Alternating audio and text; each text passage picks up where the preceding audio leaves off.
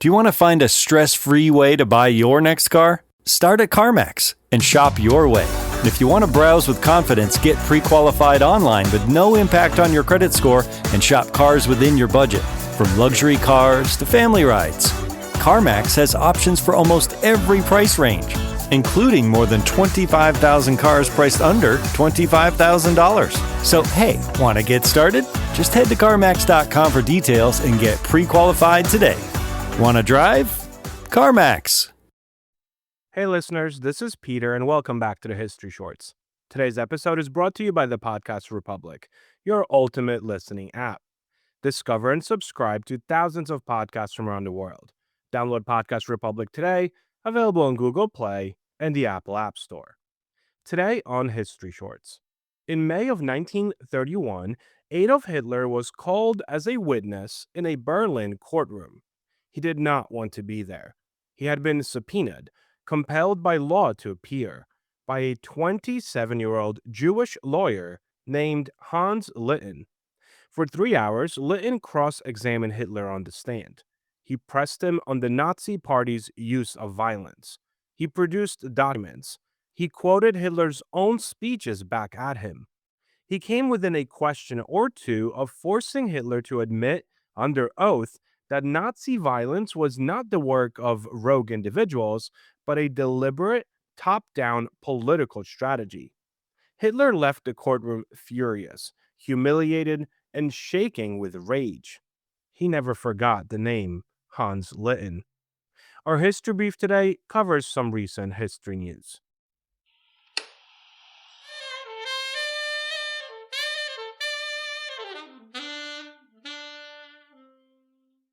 A quick word from our sponsors. Now I'd like to introduce you to Meaningful Beauty, the famed skincare brand created by iconic supermodel Cindy Crawford. It's her secret to absolutely gorgeous skin. Meaningful Beauty makes powerful and effective skincare simple, and it's loved by millions of women. It's formulated for all ages and all skin tones and types, and it's designed to work as a complete skincare system, leaving your skin feeling soft, smooth, and nourished. I recommend starting with Cindy's full regimen, which contains all 5 of her best-selling products, including the amazing youth-activating Melon Serum. This next-generation serum has the power of melon leaf stem cell technology. It's melon leaf stem cells encapsulated for freshness and released onto the skin to support a visible reduction in the appearance of wrinkles. With thousands of glowing 5-star reviews, why not give it a try? Subscribe today and you can get the amazing Meaningful Beauty system for just $49.95. That includes our introductory 5-piece system, free gifts, free shipping, and a 60-day money-back guarantee. All of that available at meaningfulbeauty.com.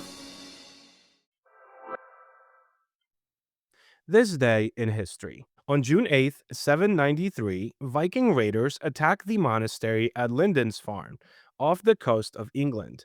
The assault shocked Christian Europe and is often considered the beginning of the Viking Age. On June 8, 1949, George Orwell's 1984 was published.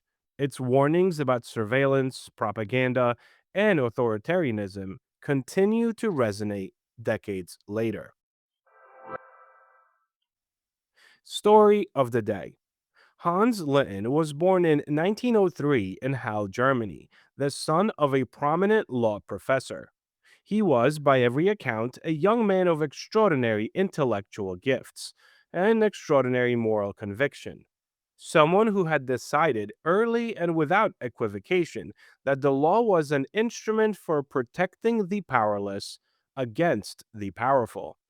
By his mid-20s, he was practicing in Berlin, not in the comfortable corporate world his background might have suggested, but in the criminal courts, defending workers, trade unionists, and Communist Party members against charges that were, in many cases, politically motivated.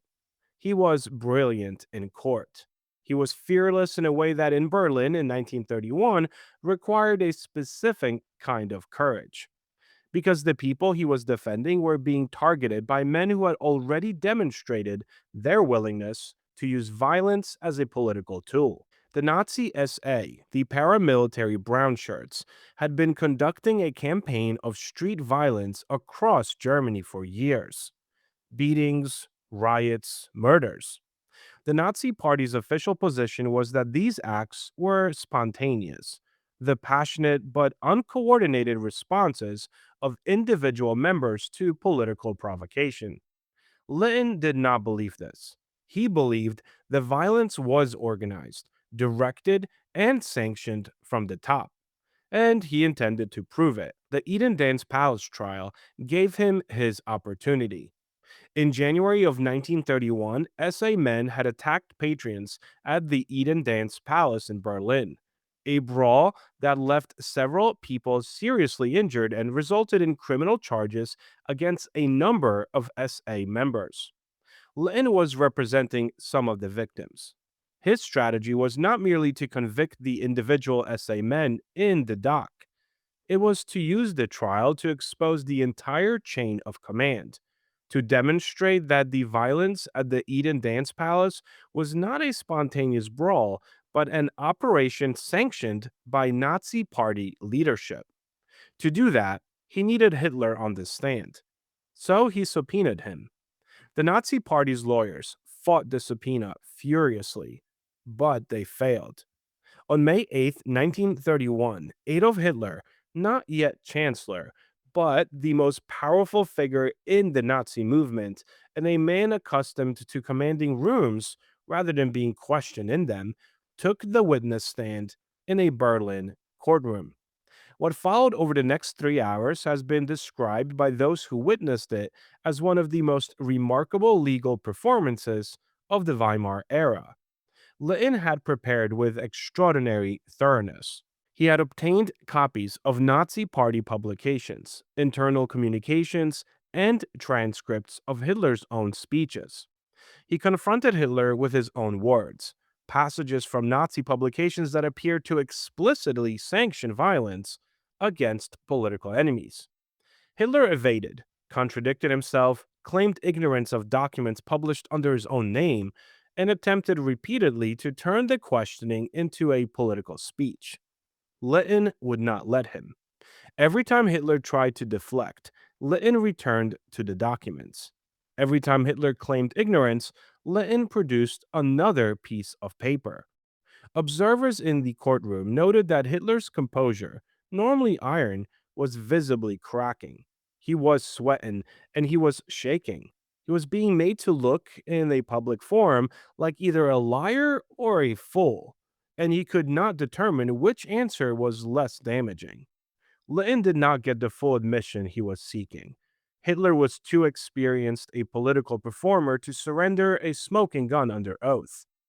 But he came close. Close enough that Hitler left the courtroom in a state of barely controlled fury that witnesses described as almost pathological. Hans Litten continued practicing law in Berlin for the next 2 years. The Nazi Party, now aware of exactly who he was and what he was capable of, watched him. On the night of February 27th, 1933, the night of the Reichstag fire, the event Hitler used as the pretext for suspending civil liberties and arresting political opponents across Germany, the SA came for Hans Litten. He was arrested at his apartment in the early hours of February 28th. He was 29 years old. He would never practice law again. He would never be free again. What followed was 5 years of deliberate, systematic destruction.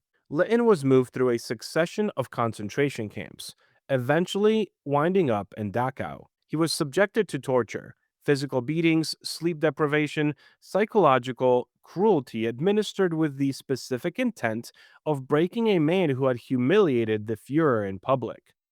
His mother, Irmgard, a woman of extraordinary courage who becomes one of the greatest figures of this story in her own right, spent those 5 years petitioning, lobbying, writing to anyone in Germany or abroad who might intervene.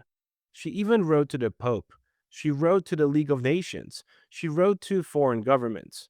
She documented what was happening to her son with a precision and persistence that ensured the historical record would survive even if he did not. Hans Litten died on February 5th, 1938, in Dachau. The official cause of death was suicide. He was 34 years old. He had been in Nazi custody for 5 years. Whatever the precise circumstances of his death, the responsibility for it belongs entirely to the regime that had imprisoned, tortured, and destroyed him for the act of doing his job in a courtroom in 1931. In 1931, when almost no one in Germany was willing to directly confront the Nazi movement in a public forum, a 27-year-old lawyer subpoenaed the most dangerous man in Europe and made him answer questions for 3 hours. He knew exactly what he was doing, and he did it anyway. The History Brief. When most people think of pigeons today, they probably think of city parks, train stations, or birds eagerly waiting for someone to drop a few crumbs. They're often called the rats with wings. But history tells a very different story. According to some recent reporting, archaeologists studying ancient pigeon bones at a Neolithic settlement on Cyprus have uncovered evidence that humans may have begun forming special relationships with pigeons thousands of years earlier than previously believed. The settlement dates back roughly 11,000 years, to a time when humans were just beginning the transition from hunting and gathering to farming. Cyprus is particularly important because it was one of the earliest places where humans deliberately transported animals across the sea to establish new communities. What caught researchers' attention was the unusual concentration of pigeon remains found at the site.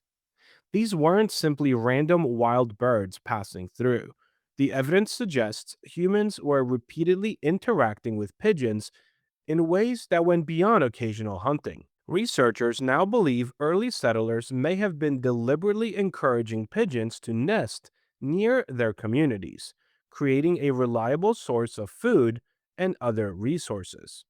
And that kind of makes a lot of sense. Unlike many animals, pigeons naturally thrive around human settlements. They breed quickly, return to the same nesting locations, and require relatively little effort to manage.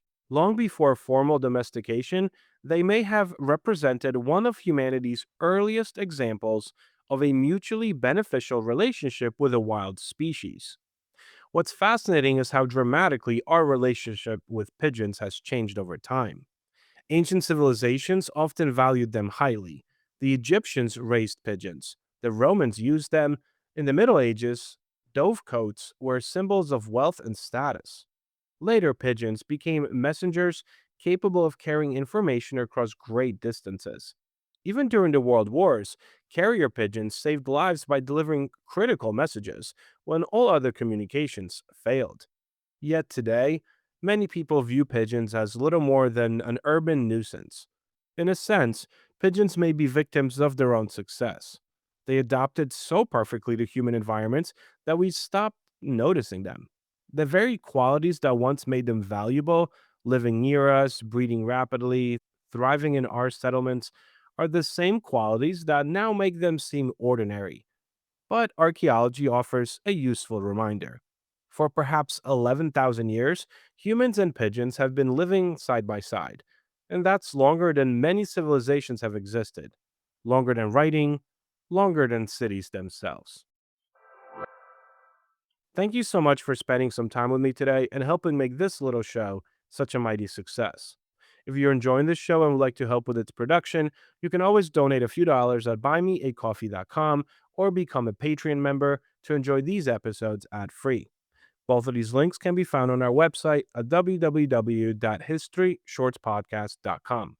I also hope you guys check out our YouTube channel where we have different series that are not part of this main feed, and where you could watch the weekly episodes of my conversation series on video instead of just listening to them. Have a great rest of your day, and I will talk to you all again tomorrow.